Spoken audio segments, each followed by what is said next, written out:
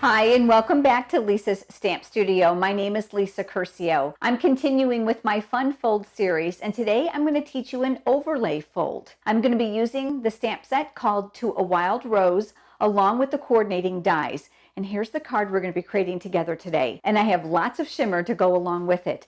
And as always, I'm going to give you lots of tips. If this is your first time stopping by my YouTube channel, I would love to have you subscribe. Make sure you click that small bell icon that's next to it so that you'll receive notifications of when I'm live here on YouTube, as well as when I upload a new video.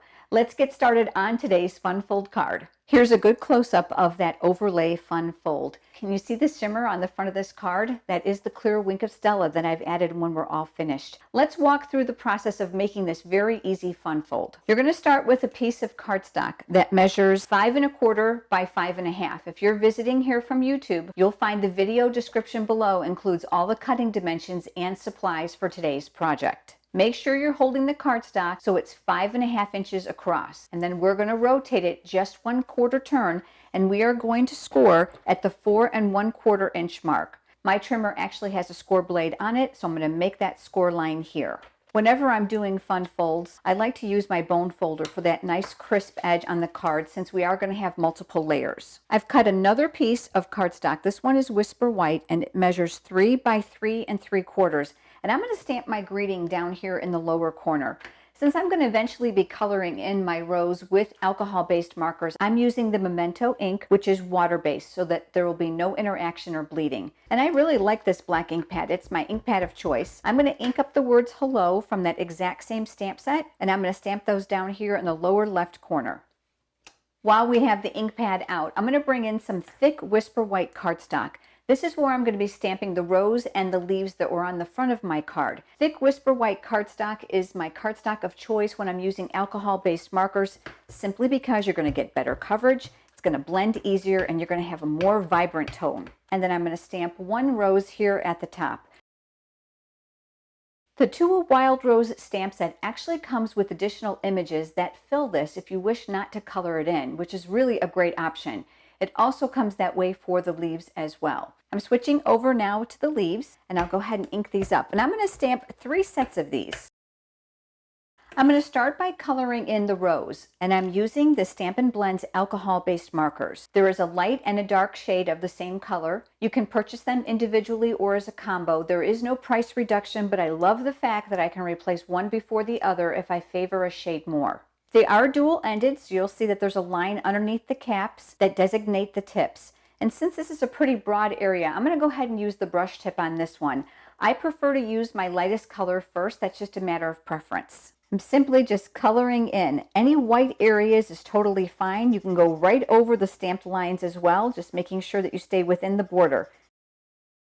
I'm going to switch over now to the darker shade, and I'm going to start to lay down some darker colors. The lines that are here inside the image are actually your cheat marks, and I'm going to place my color along those areas here.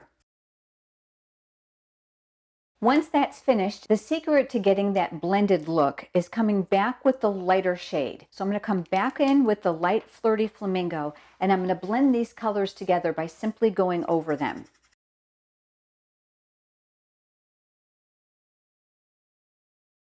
As the alcohol dissipates, this is going to become more of its true tone. I'm going to do the leaves as well, and this time I'm going to be using the soft seafoam combo, and I'm going to be doing the exact same thing here as I've done here.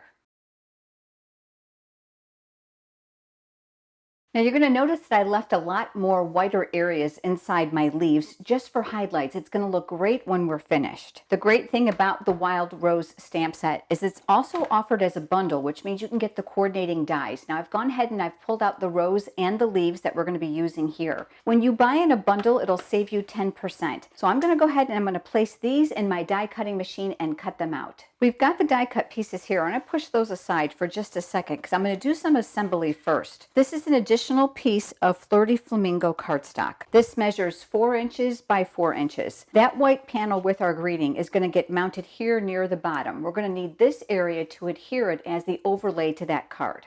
I'm going to use my silicone craft sheet. I'm going to add some adhesive to the back. The silicone craft sheet is a wonderful accompaniment to your stamp room simply because adhesive, hot glue, and liquid glue will not stick to it. It simply rubs right off. And then we'll go ahead and adhere this here near the bottom, leaving a border at the bottom and both sides. I'm also going to attach it to the top layer of my card. I want to make sure that I have this in place before I adhere my rows and my leaves so that everything's going to fit properly. Adhesive's going to go here at the top. I'm going to come back with my silicone craft sheet and I'm going to add adhesive generously in several rows here at the top of the cardstock. Then what I'm going to do is I'm going to align this up in the center. I am looking to align the bottom here flush with the card base itself, trying to keep equal space on both sides. Once I'm happy with that, I'm just going to hold that in place. Then I'll fold down the top and then press. That's going to create that overlay for us. I wanted to add ribbon here. Of course, you can add designer series paper if you'd like. I'm using the beautiful white polka dot tulle. It's really subtle. I love it, but it gives a great accessory to my projects. I've come up around the inside of my card base near the top. I'm moving the ribbon over to the left side and I'm going to make a bow. Hold the ribbon tautly, then I'm going to come up underneath it and make my loops. The secret to a good bow on a card is to make sure that you pull it really tight. You want the knot to be tight because as it's being pulled in and out of the envelope, that can loosen up. I do realize that the loops can become distorted, so what you can do is squeeze the knot and then you can pull on the loose ends of the ribbon and then you can adjust the loops accordingly. Just make sure you reapply the tension to the knot. Once you're satisfied, you can go ahead and trim those ends with your scissors. Now I'm ready to add my rows. I like to lay my pieces out first just to get an idea of where I want them before I start adhering them. I know I die cut 3 sets of leaves and no 2 cards are exactly the same, so I may use them all and I might not. So I'm going to tuck some of these up underneath here. I know that this panel is independent, so I'm not worried about extending past the edges as long as it doesn't go beyond the circumference of the card. And then another set can go down here, and the final set can go here.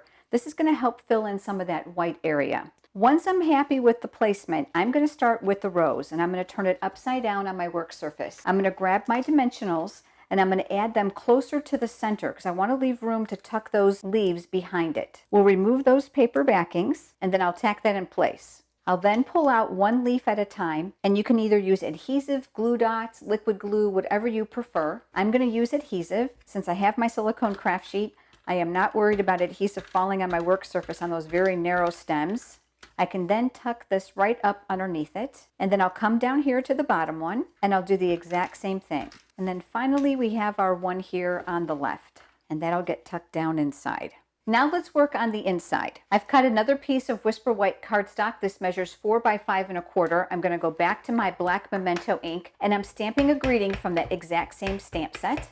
And I'm going to make sure that I gravitate towards the center. Now I want to give you a tip before we go too far for those of you that might be concerned that you don't get it aligned just right. Go ahead and place your cardstock with your hand by holding it inside of here. And if necessary, take a pencil and make a small pencil mark on both sides so that you have an idea of where the perimeter is. What you can do then is ink up your stamp. This one says, "True friendship is one of God's greatest gifts."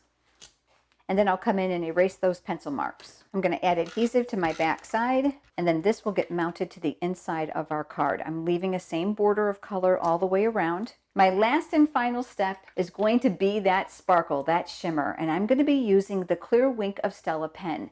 Now when you first purchase this, it has a black spacer here, so you're going to need to unscrew the cap, and you're going to need to remove that before you use it. And then you'll need to prime it. Sparkle tip brush makes it super easy to use. And what's great about this is you're able to go back over it and add more sparkle after it dries. It has an alcohol base, so it's very, very simple to use and it dries very quickly. I don't know if you can see the shimmer on there or not, but boy, is it pretty. So now we have our overlay fun fold card. Quite easy, isn't it? So here's the card we created together today, the one I created before you joined me. If you don't already have a Stampin' Up! Demonstrator and you're interested in receiving a complimentary copy of the current catalog, I'd be happy to send it to you. Just go over to lisastampstudio.com and click on Contact Me, provide me with your name and mailing address. Thanks so much for joining me today. I look forward to seeing you next time. Have a great day.